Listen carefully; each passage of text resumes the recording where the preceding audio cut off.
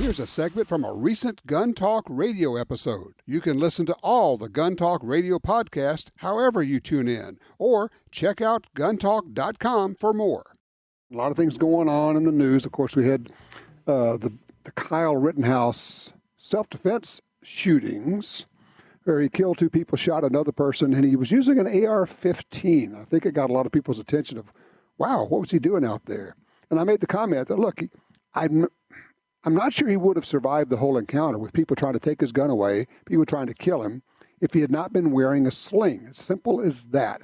So the question is an AR-15 a good tool for self-defense? And if so, how do you use it?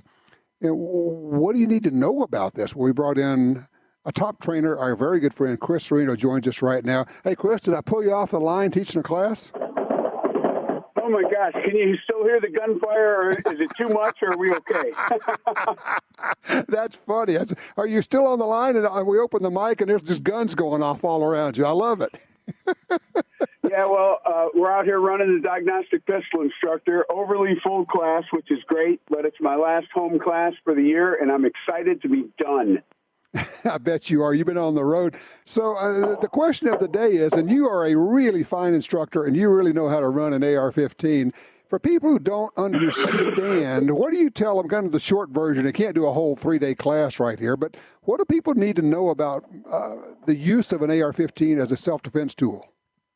Well, I'll tell you what, the AR-15 is a great tool, but muzzle brake's not something that we want to put on them. I can tell you that from having shot out of cars and stuff here at work. Yeah. And using something, a muzzle device that puts stuff forward is great. You got to have a sling. For a defensive gun, it's got to have a light. And if it has a laser, so much the better. Okay, so no muzzle brake. Why no muzzle brake? I'll tell you what, it's just so loud because it directs all that sound out to the side. And honestly, I put something called a barking spider on mine, which is like one of those crank-off devices. It pushes everything forward, and it makes all the difference in the world, and it really saves on that sharp, piercing crack in your ear. Wow, that is called a barking spider. I like that, and you can just put that on any AR. Well, I had one of mine, and one of my guys was out for an AR class, and we shot it, and he went and put it on his, because he has a little short pistol style, because that's kind of popular, especially for home defense or personal defense. And he said it changed everything. It really made it more tolerable to shoot and much more enjoyable. And after all, if it's not enjoyable to shoot, you're not going to want to use it. You're not going to want to practice with it. Good point. All right, so let's talk about sights or optics. Where do you fall on that? You know what? I've got iron sights on my defensive guns, but I also have a red dot. And I do have to turn that on, but you know what? My motor program is good for turning that on. I think there's sufficient time to get that on. And if it's that close and I don't have time, I'm pretty sure that you wouldn't even need sights. Yeah, you could just do the Kyle Rittenhouse and just point and shoot. And, and you've looked at his stuff, and I don't know if you even want to weigh into this deal, but Kyle Rittenhouse being attacked by these various people, shoots 3 of them, kills 2 of them with his AR-15. And I've said all along that they were trying to yank his gun away from him. If he had not had a proper sling on, I think they would have gotten his gun away from him and killed him. 100%. The way I look at a sling is a sling is to a rifle what a holster is to a pistol. And if that doesn't make sense to you, you're probably in the wrong hobby. But having a sling that has some stretch to it so that I can keep the gun tight to my body and still present the rifle and be able to stow it away quickly. Of course, there's some techniques for tightening it up to your body quick, but a quick adjust sling, preferably with a little bungee in it, for me, that's my thing. Talk for a second about the fact that people don't know what they don't know and the value of taking a real class on how to use an AR for defensive use. Well, we ran a couple of AR classes this year, and the people that were avid shooters, and admittedly, people who discharge firearms in a safe direction regularly but haven't really become shooters, gun runners. And ultimately, you have to be more than just a safe discharger to utilize any firearm for self-defense. It would be preferably, Tom, you know that. But training is important because you really don't know what you don't know. There's so many little intricacies to a specialized weapon platform like the AR-15.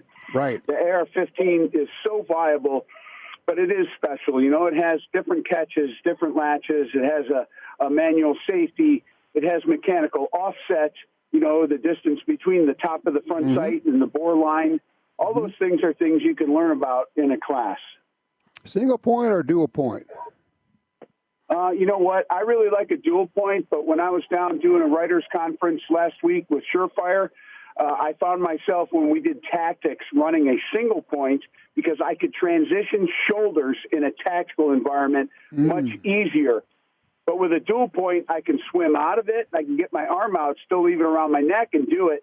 But the single point worked good for that. But I really prefer a 2-point sling because it keeps the gun tight to my body. And when it's not being held, it's not a necklace, a giant necklace around my neck.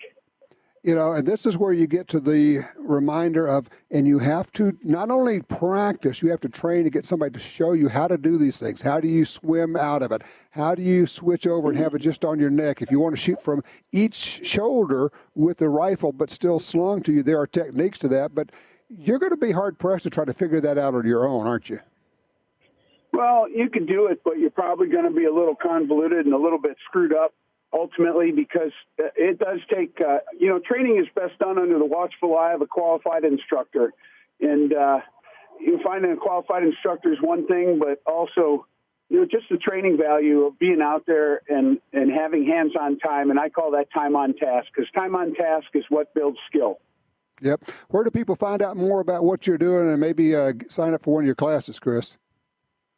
Well, I've got a carbine class coming up in Missouri, and you can find all my stuff on chriscerinotraininggroup.com, or you can look me up on Facebook, see what I do, see what I'm about, and it's just Chris Cerino Training Group. It's so easy. There you go. I know you got to run back to your class. You got people standing around saying, where'd he go?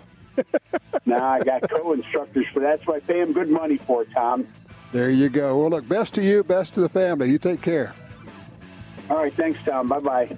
You take care. Chris Cerino, one of the great guys out there. He's a really good instructor. He's a heck of a shooter out there. Yeah, Chris Cerino, it's obviously CHRIS and then CERINO, ChrisCerinoTrainingGroup.com.